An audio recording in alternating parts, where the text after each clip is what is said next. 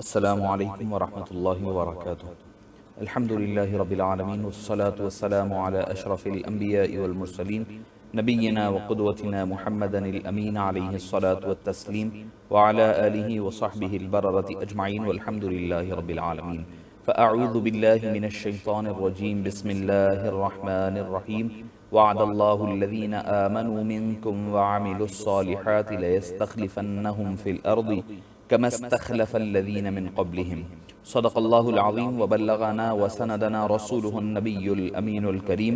ونحن على ذلك لمن الشاهدين والشاكرين والحمد لله رب العالمين۔ إن الله وملائكته يصلون على النبي يا أيها الذين آمنوا صلوا عليه وسلموا تسليما۔ اللهم صل على سيدنا محمد وعلى آله وصحبه أفضل صلواتك وعدد معلوماتك وبارك وسلم صلاة وسلاما عليك يا سيدي يا رسول اللہ صلی اللہ تعالی علیہ وسلم۔ معزز سامعین کرام، شفیق بزرگوں، عزیز ساتھیوں، جیسے کہ آپ حضرات بخوبی واقف ہے کہ ماہ محرم الحرام کا مبارک مہینہ کا آغاز ہو چکا ہے، اور اس ضمن میں چونکہ واقع کربلا اور امام سیدنا امام ہمام سیدنا امام حسین رضی اللہ عنہ وارضاہ اور آپ کے اہل خانہ کی 72 نفوس کی شہادت، آپ کے ساتھیوں اور اہل خانہ کے 72 نفوس کی شہادت نے ایسا ایک زخم اور ایسا ایک کیا کہیں کہ دھبا تاریخ اسلامی پر لگا ہے جس کا کل قیامت تک دور ہونا اور مٹنا ممکن نہیں ہے۔ تو معزز سامعین کرام، اس ضمن میں آپ کے گوشہ گزار چند گزارشات اور معروضات جو ہمارے 10 روزہ پروگرامز ہوں گے، تو انشاءاللہ اس کے ضمن میں آپ اور ہم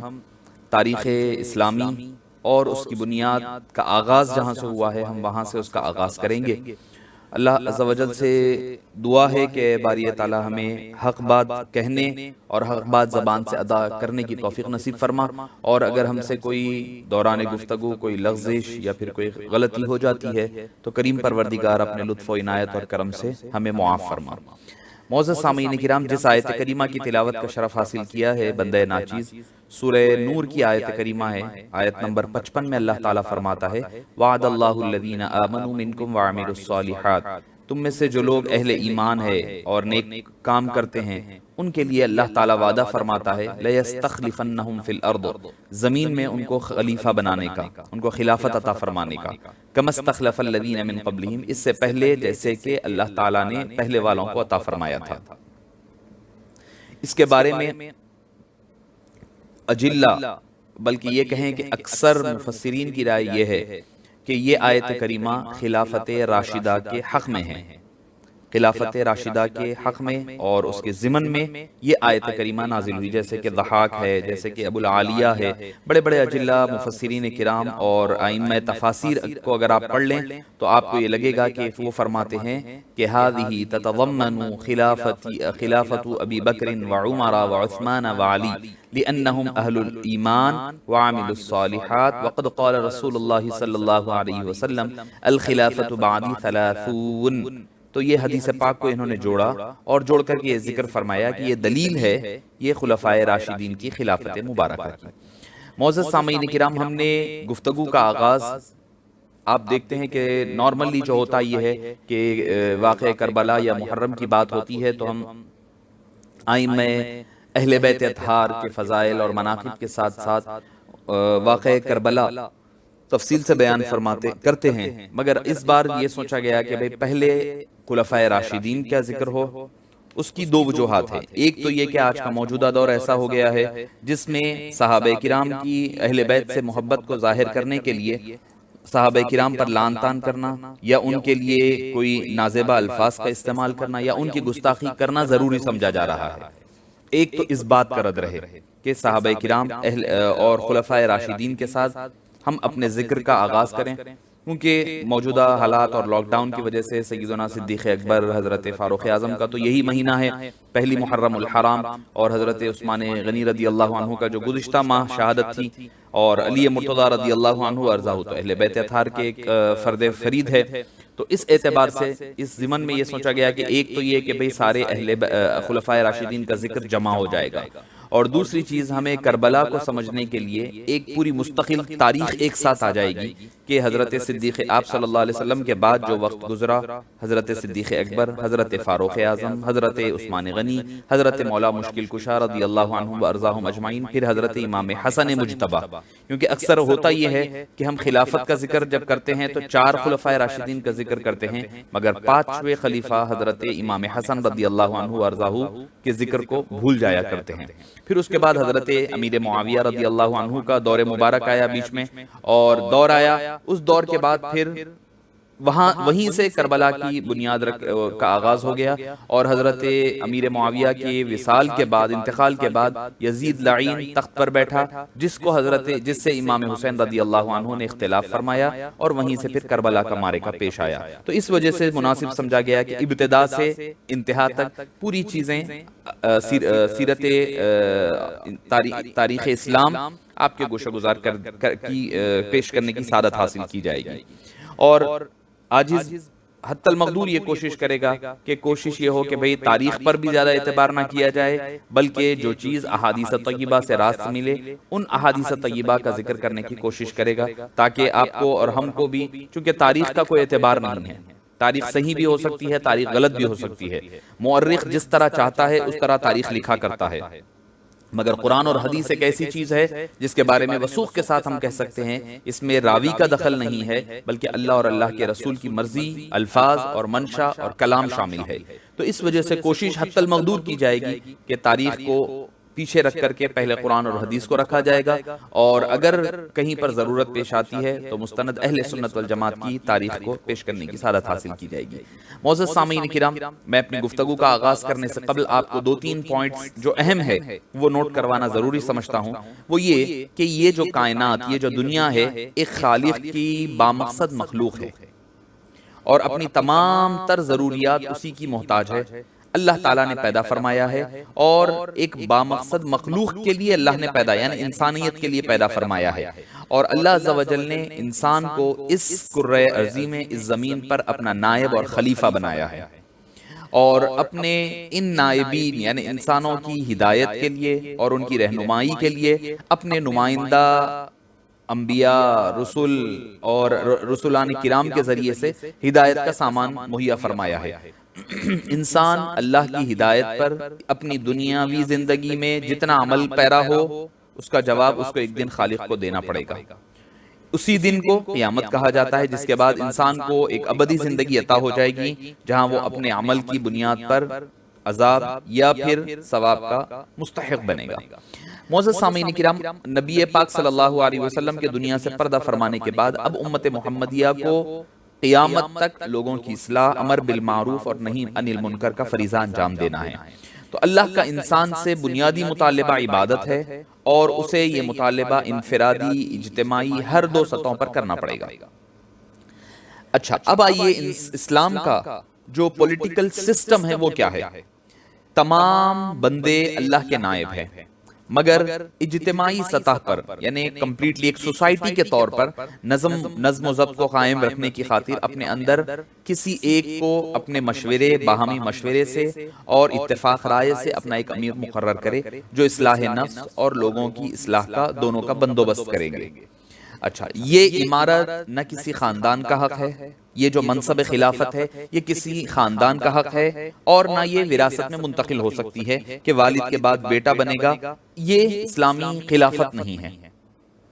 ٹھیک ہے، یہ نظم جو ہے اجتماعی اللہ اور اللہ کے رسول صلی اللہ علیہ وسلم کی ہدایت کو سامنے رکھتے ہوئے کام کرنے کا نام ہے. اسی کو خلافت علی منہاج النبوہ کہا جاتا ہے، یعنی نبوت کے جو طریقے پر چلنے والی خلافت ہے. اچھا، اگر یہ کوئی خاندان، یہ نظم جو ہے کسی خاندان کے ہاتھوں میں، ایک ہی خاندان کے ہاتھوں میں ہو جائے گا، تو پھر ہم اس کو یا تو ملوکیت کہیں گے، یا پھر قیصریت کہیں گے، یا پھر بادشاہت، اردو میں ہم جیسا کہتے ہیں کہ بادشاہت کہیں گے. تو آپ کے سامنے یہ بنیادی میں باتیں رکھا ہوں. اب ہم اسلام کی ابتدائی تاریخ کا جائزہ لیں گے تو یہ پتا چلے گا کہ جو نظم اور ضبط، اجتماعی نظم حضور اکرم صلی اللہ علیہ وسلم نے قائم فرمایا تھا آپ کے بعد، چونکہ آپ نے خود ایک اشارہ حدیث پاک میں دے چکے تھے کہ 30 سال کے بعد وہ جو الخلافۃ علی منہاج النبوہ جو ہوگی وہ ختم ہو جائے گی، اور آپ صلی اللہ علیہ وسلم مدینہ منورہ تشریف لانے کے بعد اسلامی ریاست کا قیام عمل میں لایا، بنیاد رکھی، جس میں الائنس کے طور پر فریق کے طور پر یہود بھی تھے، اس وقت کے اوس و خزرج کے مشرکین بھی تھے، ان لوگوں کے ساتھ آپ نے معاہدہ کر کے اہل مدینہ کے ساتھ ایک اسلامی ریاست کا قیام عمل میں لایا، اور آپ صلی اللہ علیہ وسلم اس کے امیر بنائے گئے، اور آپ صلی اللہ علیہ وسلم مدینہ منورہ میں 11 سال یعنی 10 سال مکمل ہوئے تھے، 11واں مہینہ ابھی جسٹ شروع ہی ہوا تھا، یعنی محرم الحرام 10 سال ہو چکے تھے، اور 11 سن ہجری ہم کہتے ہیں، چونکہ ہجری کا تو بعد میں آغاز ہوا، ہجری کا آغاز سیدنا عمر فاروق رضی اللہ عنہ کے دور مبارک میں سال کا آغاز ہوا، تو آپ صلی اللہ علیہ وسلم ربیع الاول شریف کے مہینے میں، محرم اگر 10 سال ہوتے ہیں تو 11ویں سال کی ابتدا میں آپ صلی اللہ علیہ وسلم اس دنیا سے پردہ فرمائے ہیں۔ تو پردہ فرمانے کے بعد اب یہاں سے حالات ہماری تاریخ کا آغاز ہوگا۔ اچھا، خلافت اور ملوکیت کا، یعنی خلافت علی منہاج النبوہ اور ملوکیت بادشاہت میں فرق کیا ہے، اس کا ہم وہ بھی بات حدیث پاک سے، آپ صلی اللہ علیہ وسلم کی حدیث پاک سے لے لیتے ہیں، کہیں اور جانے کی ضرورت نہیں، کسی مفکر کا قول یا کسی مورخ کا قول نہیں، نبی پاک صلی اللہ علیہ وسلم کی صحیح حدیث پاک۔ آپ صلی اللہ علیہ وسلم نے ارشاد فرمایا تکون النبوۃ فیکم ما شاء اللہ ان تکون، جب تک نبوت تم میں نبوت رہے گی جب تک اللہ چاہے گا، ثم يرفعها ان شاء ان يرفعها، کہ فرمایا کہ جب وہ چاہے گا اٹھا لینا تو اس کو اٹھا لے گا، پھر اس کے بعد فرمایا ثم تکون خلافت علی منہاج النبوۃ، پھر اس کے بعد خلافت علی منہاج النبوہ قائم رہے گی، فتکون ما شاء اللہ ان تکون، جب تک اللہ چاہے گا وہ باقی رہے گی، ثم يرفعوها ان شاء اللہ ان يرفعها، جب وہ اٹھانا چاہے گا اس کو بھی اٹھا لے گا، ثم تکون ملکا عاضا، پھر فرمایا کہ اس کے بعد ملوکیت کاٹنے والی ملوکیت آ جائے گی، فَيَكُونُ مَا شَاءَ اللَّهُ أَن يَكُونَ، جب تک وہ اللہ چاہے گا اس کو باقی رکھے گا، ثُمَّ يَرْفَعُهَا إِن شَاءَ أَن يَرْفَعَهَا، جب اللہ اس کو اٹھانا چاہے وہ اٹھا لے گا، ثُمَّ تَكُونُ مُلْكًا جَبْرِيَّةً فَتَكُونُ مَا شَاءَ اللَّهُ أَن تَكُونَ ثُمَّ يَرْفَعُهَا إِن شَاءَ أَن يَرْفَعَهَا ثُمَّ تَكُونُ خِلَافَةً عَلَى مِنْهَاجِ نُبُوَّةٍ۔ آپ صلی اللہ علیہ وسلم نے فرمایا اس کے بعد جو ہے ایک زبردستی کی حکومت، یعنی جابر حکومت آ جائے گی، زبردستی والے بادشاہ آ جائیں گے، وہ بھی رہے گی جب تک اللہ چاہے گا، پھر جب وہ اٹھانا چاہے گا تب اٹھا لے گا، اس کے بعد پھر آخر میں خلافت علی منہاج النبوہ قائم ہو کر رہے گی۔ یہ آپ صلی اللہ علیہ وسلم نے مسند احمد بن حنبل، صحیح حدیث پاک، حدیث نمبر 18406، اور یہ صحیح حدیث پاک ہے۔ یہ کیسی حدیث پاک ہے؟ علامہ ابن البانی جیسے آدمی بھی اس کو صحیح حدیث پاک مانتے ہیں۔ اس حدیث پاک کو امام خطیب تبریزی نے مشکات میں بھی نقل فرمایا ہے۔ تو معزز سامعین کرام، یہ حدیث پاک میں آپ کو خلافت علی منہاج النبوہ، اور پھر اس کے بعد بادشاہت، پھر کاٹ کھانے والی بادشاہت، پھر زبردستی کی بادشاہت، پھر آخر میں قیامت کے قریب قرب قیامت جو ہے خلافت علی منہاج النبوہ آنے کا بھی اس میں ذکر ملتا ہے۔ ایک اور حدیث پاک آپ کے گوشے گزار کر دوں، کرنے کے بعد میں آپ کو پھر اپنے موضوع کی طرف آؤں۔ حضرت سفینہ رضی اللہ عنہ سے مروی ہے، اور اس کو حدیث سفینہ بھی کہا جاتا ہے، کہ قال رسول اللہ صلی اللہ علیہ وسلم الخلافۃ فی امتی 30 سنة ثم ملک بعد ذلك ثم قال لی سفینہ امسک خلافت ابی بکر خلافت عمر وخلافت عثمان ثم قال لي امسك خلافت علی قال فوجدناه 30 سنة۔ حضرت سفینہ کہتے ہیں کہ حضور اکرم صلی اللہ علیہ وسلم نے ارشاد فرمایا میری امت میں خلافت 30 سال رہے گی، اس کے بعد ملوکیت یعنی بادشاہت آ جائے گی۔ پھر حضرت سفینہ رضی اللہ عنہ نے مجھ سے فرمایا تم گن لو کہ ابو بکر صدیق رضی اللہ عنہ کی خلافت یعنی 2 سال، حضرت عمر فاروق کی خلافت 10 سال، حضرت عثمان غنی کی خلافت 12 سال، اور حضرت علی رضی اللہ عنہ کے 6 سال مکمل ملا لیں تو یہ مکمل طور پر 30 سال ہو جائیں گے۔ اس حدیث پاک کو امام ترمذی نے اپنی سنن میں نقل کیا ہے، اور یہ حدیث پاک بھی صحیح ہے، البانی صاحب بھی اس کو صحیح کہتے ہیں۔ تو معزز سامعین کرام، اب یہاں پر آپ دیکھ لیں یہ تھا، یہ احادیث طیبہ دونوں حدیث پاک، صحیح حدیث پاک آپ کے گوشہ گزار کیا ہوں۔ اچھا اب اور ایک بات، خود صحابہ کرام میں خلافت اور ملوکیت اور قیصریت کا فرق دیکھ لیں کہ یہ حدیث پاک آپ کو صحیح بخاری میں ملے گی،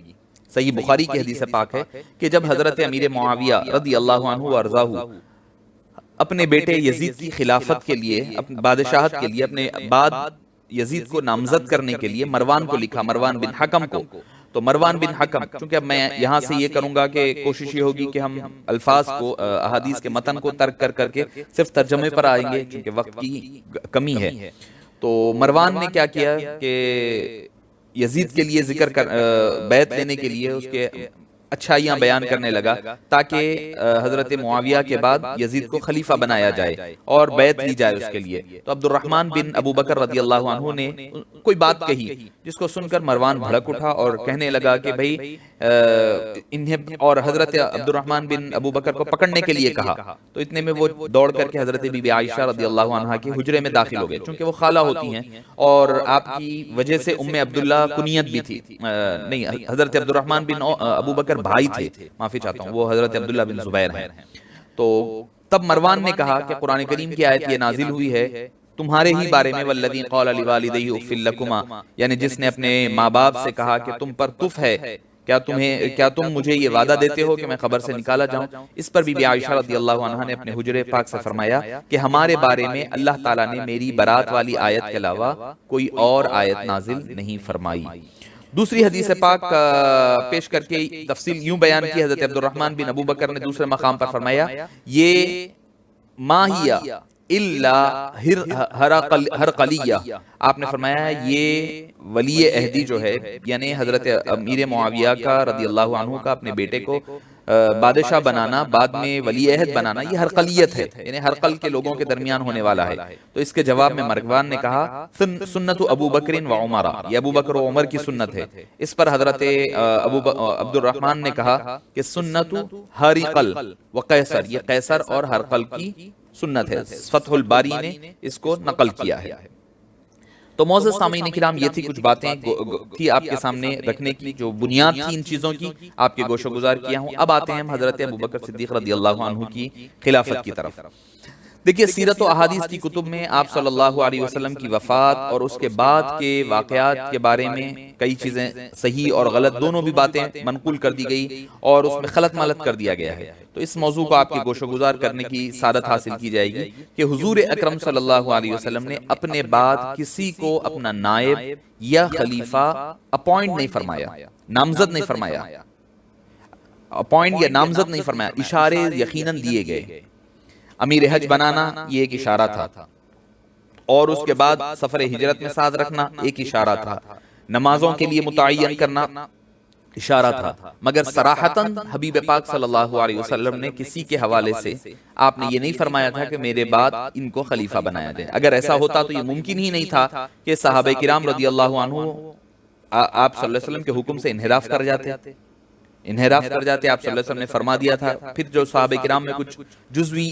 انصار اور مہاجرین میں جو اختلاف آیا، وہ اختلاف باقی نہیں رہتا۔ خود حضرت عمر فاروق رضی اللہ عنہ اور حضرت مولا مشکل کشا علی مرتضیٰ رضی اللہ عنہ، اس ضمن میں حدیث پاک ہمیں ملتی ہے کہ مسند ابو یعلا میں حضرت علی مرتضیٰ رضی اللہ عنہ سے حدیث پاک ملتی ہے کہ جب آپ کو شہید کیا گیا اور تو ایک شخص آیا اور آ کر کے حضرت ابو علی مرتضیٰ رضی اللہ عنہ سے کہا کہ بھئی میں ہمارے بعد جو ہے، آپ کے بعد جو ہے، ہمارے لیے کوئی ایک نائب یا خلیفہ مقرر فرما دیجئے، ہمارے لیے کوئی ایک خلیفہ مقرر فرما دیجئے۔ تو آپ نے فرمایا کہ لا ولکن اترککم الا ما ترککم الیہ رسول اللہ صلی اللہ علیہ وسلم، میں تمہیں ویسا ہی چھوڑے جاؤں گا جیسے کہ حبیب پاک صلی اللہ علیہ وسلم نے۔ تب لوگوں نے آپ سے کہا کہ اللہ سے ملاقات کے وقت آپ کو کیا جواب، تو اس کا کیا جواب دیں گے؟ حضرت علی نے کہا میں کہوں گا کہ اے اللہ تو نے مجھے ان میں رکھا جب تک چاہا، پھر مجھے موت دی جب تو نے چاہا، ایسے میں تجھے ان پر نگران چھوڑ کے آیا ہوں، اب تم چاہو جو معاملہ کر لو تم طے کر لو۔ تو معزز سامعین کرام، حضرت ابوبکر سے حضرت علی مرتضیٰ کا رضی اللہ عنہ وارضاہ کا یہ فرمانا کہ میں تمہیں ویسے ہی چھوڑے جاتا ہوں، یعنی میں کوئی اپنا نائب یا خلیفہ اپوائنٹ نہیں کروں گا، بلکہ تمہارے اوپر چھوڑے جاتا ہوں۔ اور جب حضرت عمر فاروق رضی اللہ عنہ وارضاہ کے وقت کی بات آئی کہ جب آپ کی شہادت کا وقت قریب آیا، آپ کے وصال کا وقت قریب آیا، تب آپ نے جو خطبہ دیا سارے لوگوں کو جمع فرما کر کے، جو خطبہ آپ نے ممبر رسول پر ٹھہر کر کے دیا حمد و ثنا کے بعد، آپ نے پھر وہ تفصیل بیان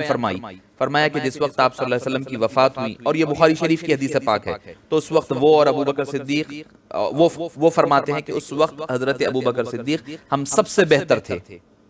اور مگر انصار نے ہماری مخالفت کی اور سارے لوگ سقیفہ بنی سعدہ میں جمع ہو گئے، اور حضرت علی و زبیر نے بھی ہماری مخالفت کی، اور مہاجرین ابو بکر صدیق رضی اللہ عنہ کے پاس جمع ہوئے، تو میں نے اور ابو بکر صدیق سے کہا کہ اے ابو بکر، ہم لوگ اپنے انصار بھائیوں کے پاس چلیں تاکہ ہم ان سے بات چیت کر سکیں۔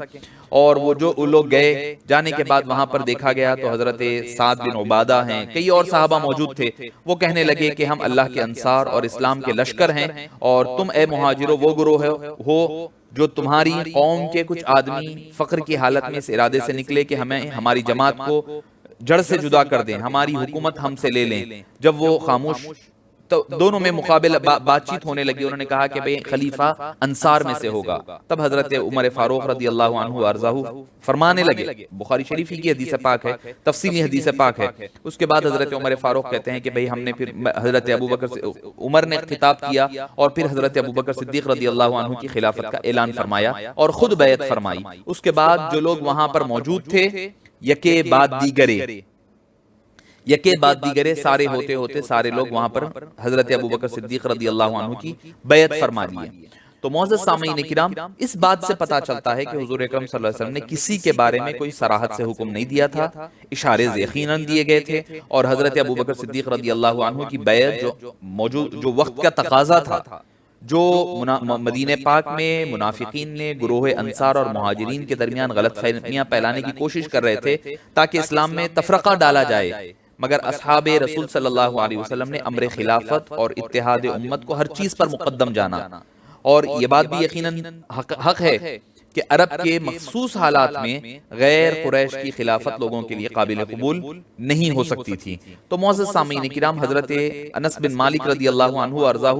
روایت فرماتے ہیں کہ انہوں نے حضرت عمر فاروق رضی اللہ عنہ کا دوسرا خطبہ سنا، جب کہ وہ ممبر پر بیٹھے اور آپ صلی اللہ علیہ وسلم کی وفات کا دوسرا دن تھا۔ انہوں نے خطبہ پڑھا اور حضرت ابوبکر صدیق خاموش بیٹھے رہے، کچھ نہیں فرمایا۔ انہوں نے کہا میں امید کرتا ہوں کہ رسول اللہ صلی اللہ علیہ وسلم زندہ رہیں گے یہاں تک کہ آپ ہمارے درمیان سے رخصت ہو گئے، پھر اگر آپ صلی اللہ علیہ وسلم انتقال فرما گئے تو اللہ نے تمہارے سامنے نور پیدا کر دیا ہے جس کے ذریعے سے تم ہدایت پاتے ہو، جس سے اللہ تعالیٰ نے محمد صلی اللہ علیہ وسلم کی ہدایت کی۔ بے شک رسول اکرم صلی اللہ علیہ وسلم کے صحابی یعنی حضرت ابوبکر صدیق رضی اللہ عنہ جو غار میں دوسرے ساتھی تھے، مسلمانوں میں سے تمہارے امور کے مالک ہونے کے اعتبار سے سب سے زیادہ مستحق ہے، اس لیے اے لوگوں اٹھو اور ان کی بیعت کرو۔ ان میں سے ایک جماعت اس سے پہلے سقیقہ بنی سعدہ میں بیعت کر چکی تھی اور عام بیعت ممبر پر ہوئی، تو یہ بھی حدیث پاک بخاری شریف میں ملے گی۔ تو معزز سامعین کرام، ان دو روایتوں سے ثابت ہوتا ہے کہ حضرت ابوبکر صدیق رضی اللہ عنہ کی اکثریت نے اپنی آزاد اور مرضی اور ارادے اور اجماع کے ساتھ حضرت ابوبکر صدیق کو اپنا خلیفہ منتخب فرمایا، اور سارے کے سارے جمع ہو گئے۔ حضرت سعد بن عبادہ رضی اللہ عنہ اور حضرت مولا علی مشکل کشا رضی اللہ عنہ یہ کچھ وقفے کے بعد بیعت فرمائے، اور حضرت علی نے حضرت ابوبکر صدیق کی بیعت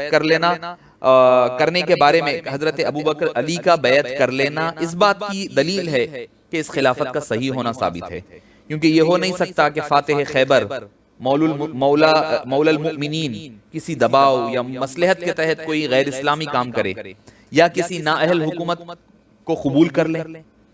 جب آپ کے شہزادے یعنی امام حسین رضی اللہ عنہ وارضاہ طاقت نہ ہونے کے باوجود ایک جبر سے مسلط ہونے والی حکومت کے خلاف یعنی یزید کے خلاف اور اس کی 72 نفوذ کو لے کر کے ہزاروں کے لشکر کے خلاف ڈٹ گئے، تو یہ کیسے ہو سکتا کہ ان کے بابا جان حضرت علی مشکل کشا رضی اللہ عنہ کسی غلط کام کی طرف راغب ہو گئے، اور اگر وہ یہ سمجھتے کہ حضرت ابوبکر صدیق رضی اللہ عنہ کی خلافت صحیح نہیں ہے تو وہ فوری طور پر قبول نہیں کرتے، تو وہ قبول نہیں فرماتے۔ تو معزز سامعین کرام، حضرت ابوبکر صدیق رضی اللہ عنہ وارضاہ کی خلافت صحابہ کرام کی اجماع پر ہوئی،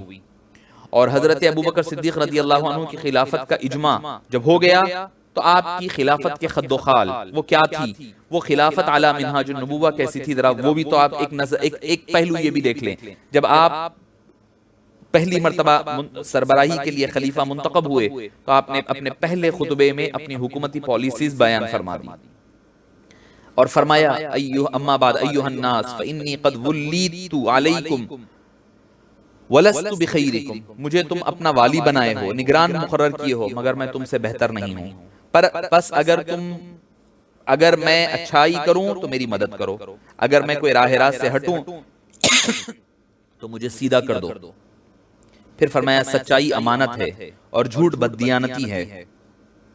اور فرمایا تم میں جو کمزور ہے میرے لیے وہ طاقتور ہے، جب تک میں اس کا حق اس تک نہ پہنچا دوں انشاءاللہ، اور تم میں سے جو قوی ہے میرے نزدیک وہ کمزور ہے، جب تک کہ اس سے دوسروں کا حق نہ لے لوں انشاءاللہ۔ جو قوم اللہ کی راہ میں جہاد ترک کر دیتی ہے اللہ اس کو رسوا فرما دیتا ہے، اور جس قوم میں فحاشی بڑھ جاتی ہے اللہ اس پر مصیبتیں مسلط فرما دیتا ہے۔ جس چیز میں تمہیں اللہ اور اللہ کے رسول کی اطاعت کرتا پاؤں اس میں تم میری اطاعت کرنا، اگر میں اللہ اور اللہ کے رسول کی نافرمانی کروں تو تمہارے اوپر میری اطاعت نہیں ہے۔ معزز سامعین کرام، اس تقریر کو، اس خطاب کو آپ غور فرمائیے صاحبو، یہ کس قدر، یہ کوئی سیاستدان کی گفتگو نہیں ہو رہی ہے، یہ رسول اکرم صلی اللہ علیہ وسلم کے جانشین کا خطاب ہے، اور جانشین بھی کیسا، جس کے لیے حبیب پاک نے فرمایا ابو بکر جنت میں ہے، ابو بکر کے احسانات مجھ پر ہے۔ معزز سامعین کرام، اس خطبے سے بڑھ کر کسی عوامی حکومت کی کوئی پالیسی ہو سکتی ہے جہاں مظلوم طاقتور سب کا حق برابر بیان کیا جا رہا ہے، غضب کرنے والے کمزور و بے بس آپ فرما رہے ہیں میرے نزدیک وہ طاقتور ہے۔ اس حکومت کی برکت بھی کیا ہوگی جہاں کسی فلسفی کا فلسفہ، کسی دانشور کی دانشوری، کسی سیاستدان کی چالیں معیار حق نہ ہو، بلکہ خالق کائنات اور وجہ تخلیق کائنات حبیب پاک صلی اللہ علیہ وسلم کی اطاعت ہی اچھائی اور حق کی علامت ہے۔ معزز سامعین کرام، پڑھیں ہم یہ خطبے کو غور کریں، آپ کیا فرما رہے ہیں، یہ ہوتی ہے خلافت۔ خلافت علی منہاج النبوہ جو ہے وہ یہ ہے، کیا اطیعونی ما اطاعت اللہ ورسولہ، میری اطاعت جب تک کرو جب تک میں اللہ کی اطاعت اور رسول کی اطاعت کرتا رہوں، یہ ہے خلافت علی منہاج النبوہ۔ فإن عصیت اللہ ورسولہ فلا طاعت لی علیکم، اگر تم مجھے دیکھو کہ میں اللہ اور اللہ کے رسول کی نافرمانی کر رہا ہوں تو تم میری نافرمانی کر دو۔ تو معزز سامعین کرام، یہ ہے، یہ آج ہماری اور اپنی قسمت پر ہم ماتم کرنا چاہیے کہ کس طرح چند گروہوں نے ہم سے یہ نعمت چھین لی ہے، اور آج تک ہم پستی کی طرف چلے ہی جا رہے ہیں۔ اس کے بعد جو خلافت علی منہاج النبوہ گری تو اس کے بعد پھر ایسا اٹھ کر پھر سے لوٹ کر کے واپس نہیں آیا۔ معزز سامعین کرام، حضرت ابو بکر صدیق رضی اللہ عنہ وارضاہ کے جو اور شارٹ خلافت رہی آپ، ڈیوریشن 2 سال رہا، 2 سال 6 ماہ رہی، میں آپ کو آخر میں ذکر کر دوں گا۔ معزز سامعین کرام، آپ نے ذمہ داری سنبھالتے ہی پہلے دن یہ خطبہ دیا، پہلے دن فرمایا کہ یہ میرا منشور ہوگا، یہ میرا مینیفیسٹو ہوگا، اور اسی کے مطابق آپ نے پوری خلافت مکمل کی۔ آپ نے بیت المال سے ایک عام مزدور کی اجرت اور وظیفہ لیا اور غریبی میں زندگی گزاری، اور پہلا کام حضرت اسامہ بن زید کی سرگردی میں لشکر کو جو آپ صلی اللہ علیہ وسلم نے بھیجا تھا اس کو روانہ فرمایا۔ پہلا کام یہ کیا آپ نے، اور لوگوں نے کئی اعتراضات کیے، آپ نے ہر ایک کے اعتراض کو رد فرما دیا۔ منشا کیا تھا، یہ حضور اکرم صلی اللہ علیہ وسلم کا انتخاب ہے۔ اور اس کے بعد پہلا فتنہ جو سر اٹھایا وہ تھا منکرین زکوٰۃ کا، زکوٰۃ کے منکرین نے سر اٹھایا۔ آپ نے فیصلہ کیا کہ ان منکرین کے خلاف جہاد کیا جائے کیونکہ یہ غریبوں کو ان کا حق نہیں دیتے۔ آپ نے اعلان فرمایا کہ تمام انسانوں کی ضروریات ایک ساتھ ہیں، اس لیے سب کا یکساں کفالت کی جائے اور ان کی ضروریات بیت المال سے پوری کی جائے۔ آپ لوگوں نے اعتراض کیا کہ بھئی ہم کیسے جنگ لڑیں، آپ نے فرمایا جس نے نماز اور روزے زکوٰۃ میں فرق کیا میں اس کے خلاف جنگ کروں گا۔ آپ کے ابتدائی دور میں فتنے، ارتداد یعنی لوگ پلٹ جانا اسلام چھوڑ کر کے، وہ دور رہا، بہت عروج پر رہا، لیکن آپ کی دور اندیشی، حکمت عملی سے اسلام کا خطرناک ترین دور خیر و عافیت سے آپ کی حیات مبارکہ میں ختم ہوا۔ پھر اس کے بعد ختم نبوت کے خلاف کے تحفظ کو آپ نے یقینی بنایا۔ اس فتنے کے لیے آپ نے پہلے حضرت اکرمہ بن ابو جہل کو، پھر بعد میں حضرت خالد بن ولید رضی اللہ عنہما کو مقرر فرمایا، جنہوں نے کئی مرتدین بشمول طلیحہ، مسیلمہ الکذاب جیسے خطرناک عناصر کا مکمل خاتمہ فرمایا۔ آپ نے اسلامی مملکت کی اس وقت کی بڑی طاقتوں کو للکارا. ایک طرف شام کو فتح کرنے کے لیے پہلے حضرت اسامہ بن زید کو روانہ کیا جس نے قیصر روم کی یعنی رومن امپائر جو تھا کی افواج کو شکست دی اور فتوحات کا آغاز کر دیا.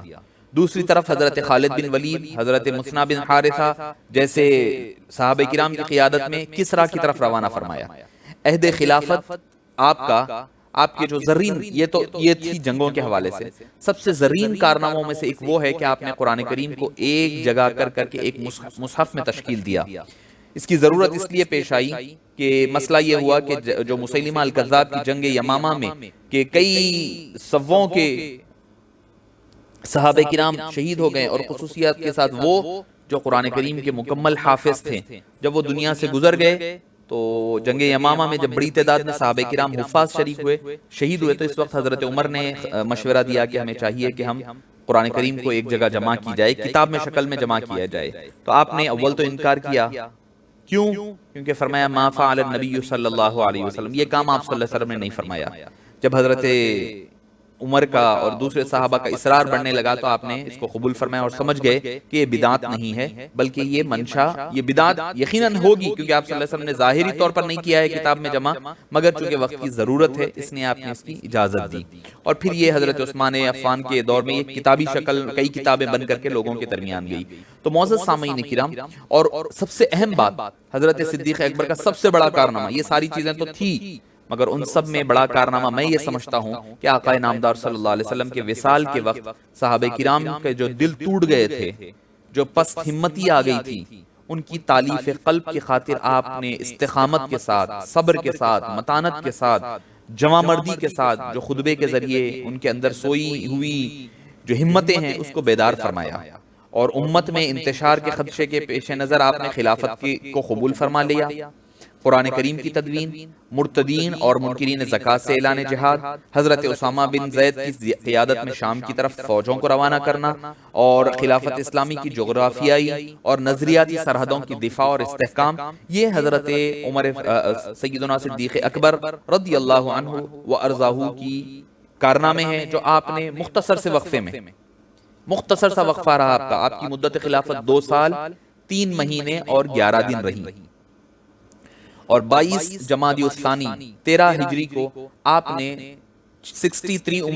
ایئرز کی ایج میں، آپ صلی اللہ علیہ وسلم بھی وفات کے وقت یہی عمر مبارک میں تھے، آپ کی مدینہ پاک میں وفات ہوئی. اپنی وفات کے وقت حضرت صدیق اکبر رضی اللہ عنہ نے وہ تمام رقم جو آپ نے بطور وظیفہ بیت المال سے لی تھی اپنی وراثت سے بیت المال کو لوٹا دیا.